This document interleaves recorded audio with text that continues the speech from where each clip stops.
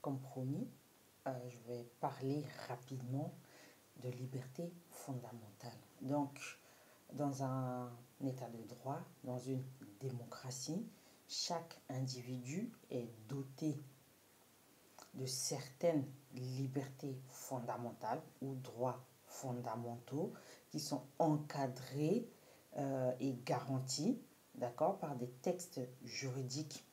En France, les libertés fondamentales sont garanties par la Déclaration des droits de l'homme et du citoyen, donc la Déclaration universelle des droits de l'homme et du citoyen, ou alors la Déclaration des droits de l'homme et du citoyen de 1789, parce que là, ce sont différentes appellations, donc c'est pour ça que je le dis. Ensuite, c'est garanti par le préambule de la Constitution de 1946, qui lui-même est intégré dans le préambule de la Constitution du 4 octobre 1958. Donc la Constitution de 1958 garantit l'exercice des libertés fondamentales dans un cadre juridique bien défini.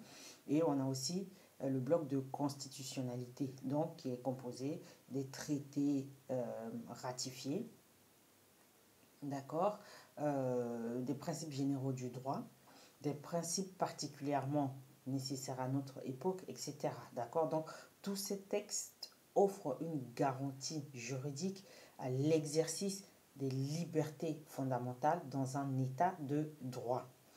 Ceci étant, est-ce à dire que tout est permis?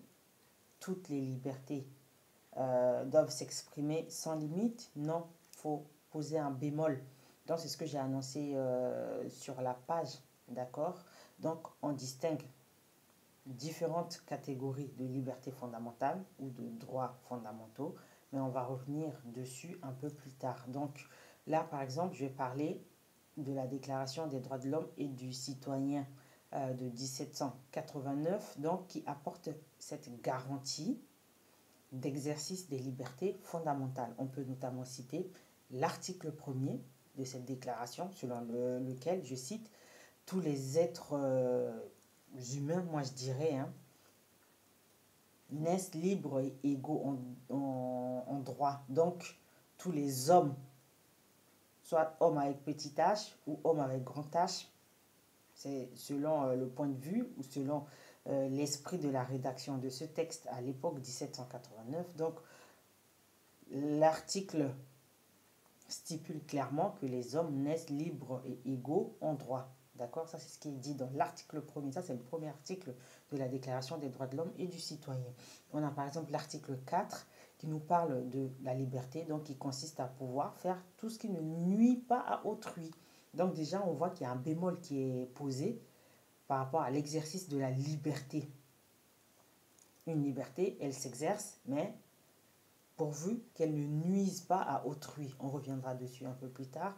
On a aussi l'article 10, donc, qui nous parle que nul ne peut être inquiété pour ses opinions. On voit déjà apparaître une forme de liberté. On en parle plus tard. Et la libre communication, par exemple, des pensées et des opinions, qui est un des droits les plus précieux de l'homme. Donc ça, c'est l'article 11. On voit qu'il y a différentes sortes de libertés fondamentales qui sont garanties aux êtres humains, donc aux sujets, donc aux individus dans un état de droit, dans une démocratie. Mais ces libertés ont quand même des limites. Donc il y a des bornes qui sont fixées par ces textes afin de permettre à tout un chacun d'exprimer ses opinions et d'exercer sa liberté dans les limites qui lui permettent de ne pas nuire à autrui.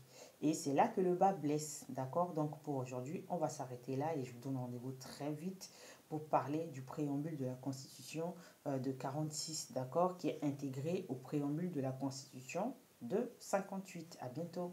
Ciao.